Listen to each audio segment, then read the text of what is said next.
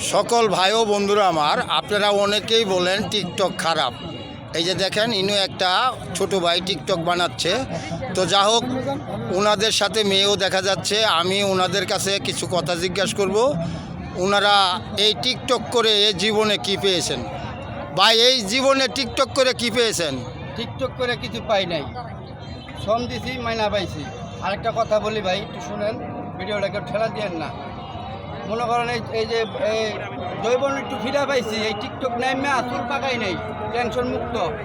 মার্শাল্লাহ, যা হোক, ইনু একটা আপু দেখা যাইতেছে। আপু, আসসালামু আলাইকুম।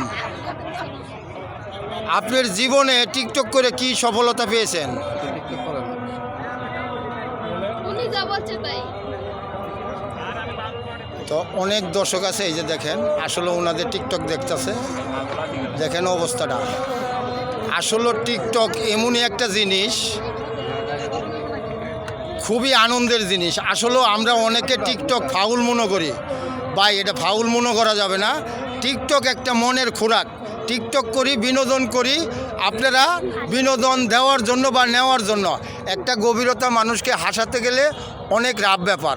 তো আপনারা আমাদের ভিডিও দেখে কেউ অবহেলা করবেন না, সবাই একটু উৎসাহ হয়ে দিবেন, আরও যেন ভালো কিছু আমরা তুলে ধরতে পারি। আপনারা কি করলেন?